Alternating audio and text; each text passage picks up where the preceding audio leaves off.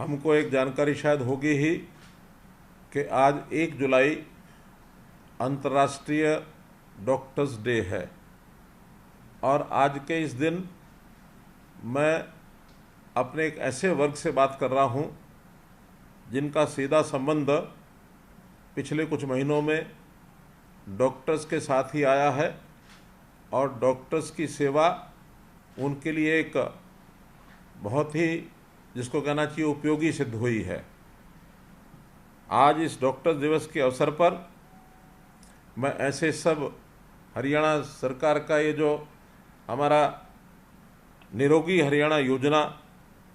कार्यक्रम है, इसके लाभार्थियों समेत सभी डॉक्टर बंधुओं को भी इस दिवस की बहुत बहुत बधाई और बहुत बहुत शुभकामना देता हूं। भाइयों बहनों, आप सब जानते हैं कि भारत ही नहीं बल्कि दुनिया में चिकित्सकों का अपना महत्व है, बल्कि हम भारतवर्ष में तो इनको भगवान की भी संज्ञा देते हैं। अर्थात हमारे जीवन को बचाने में जो हमारे डॉक्टर्स की, चिकित्सकों की भूमिका है, बहुत ही सराहनीय है और इनको भगवान का दर्जा हम लोग देते हैं। जैसे हमने पिछले दिनों में देखा कि जब कोविड-19 ये बीमारी दुनिया भर में फैली तो आखिर सबसे आगे कोविड सैनिक के रूप में हमारे डॉक्टर बंधु आगे आए और एक प्रकार से जो मानवता पर खतरा बताया जा रहा था उससे हमें बाहर निकाला, सचेत किया और प्रभु कृपा से वो कोविड-19 जैसी बीमारी ये भी हम ठीक कर पाए। हमारी कामना है कि विश्व में सभी सुखी रहें। सर्वे भवन्तु सुखिना सर्वे सन्तु निरामया, ये हम कामना करते हैं। हर कोई सुखी रहे, तो उस सुख के लिए सबसे बड़ा विषय हमारा शारीरिक सुख, हमारा निरोगी काया, ये जो प्रावधान है इसको हमको अंगीकार करना पड़ेगा कि हमारा शरीर कैसे सुखी रहे। और इसके लिए हमने पिछले दिनों में एक योजना बनाई, निरोगी हरियाणा। आप लोग स्वयं निरोगी हरियाणा के माध्यम से अपने आप को पहचान पाए कि परीक्षण के बाद हमको कोई बीमारी है तो उस बीमारी को हमको ठीक से पहले जानकारी मिल गई और उसके बाद हम इलाज के लिए भी आगे गए। वैसे तो हरियाणा के सभी नागरिकों को हमको ये सेवा उपलब्ध करानी है, लेकिन पहले चरण में हमने अंत्योदय की भावना को ध्यान में रखते हुए जो गरीब व्यक्ति हैं, ऐसे गरीब व्यक्तियों को ही इससे शुरुआत की गई है कि उनका शारीरिक टेस्ट पहले किया जाए और इसके लिए हमने 1,21,00,000 नागरिकों का टारगेट ये हमने सामने पहले रखा है। तो इस टारगेट को पूरा करने के लिए जो हमारी निरोगी हरियाणा योजना है, ये योजना हमारे देश की राष्ट्रपति श्रीमती द्रौपदी मुर्मू,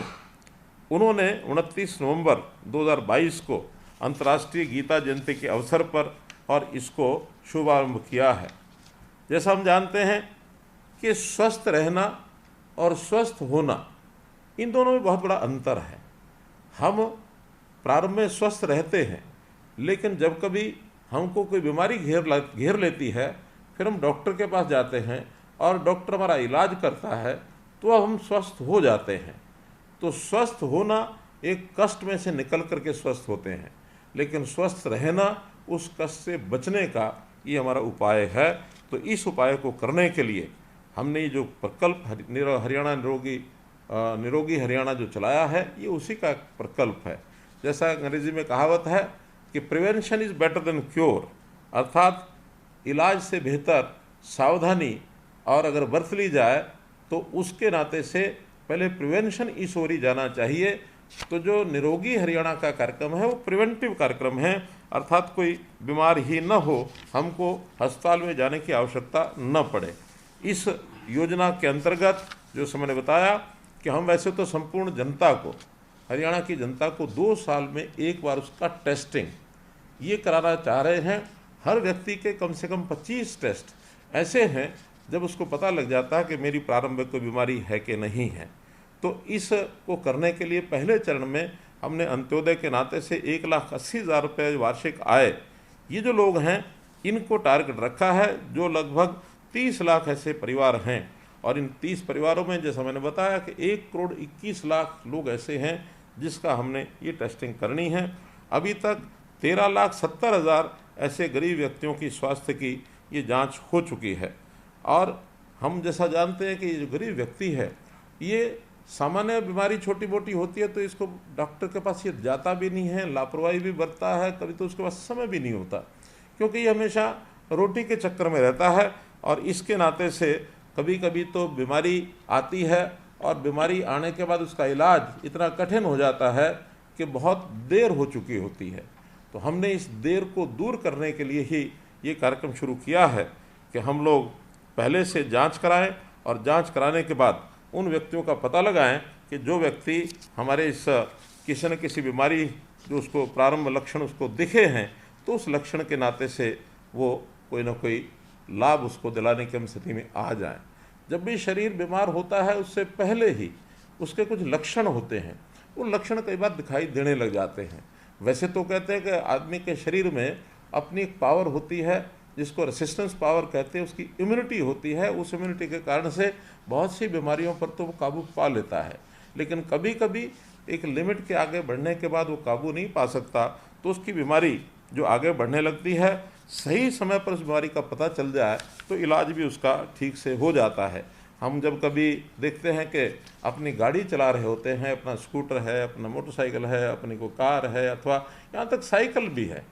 तो भी उसमें कोई खराबी अगर आती है तो पहले से लक्षण पता लग जाते हैं कि इस गाड़ी की कोई खराबी आ रही है। अगर समय पर उस खराबी को हमने ठीक कर लिया और गैराज में लेकर के उसको ठीक करा पाए तो फिर वो आगे गाड़ी का और अधिक नुकसान नहीं होता, अन्यथा वही गाड़ी एक प्रकार से बेकार हो जाती है और हमें आगे बढ़ने के लिए वो रोक देती है। ऐसे हमारा शरीर है, इस शरीर के अंदर भी प्रारंभिक लक्षण अगर वो पता लगते हैं तो हम उस गाड़ी की सर्विसिंग की तरह आवश्यकता पड़ने पर उसकी सर्विसिंग भी हम अस्पताल में जाकर के करा सकते हैं। तो इस नाते से इस समय हमको इन कामों के लिए आगे बढ़ना है। जैसा मैंने बताया कि अभी तक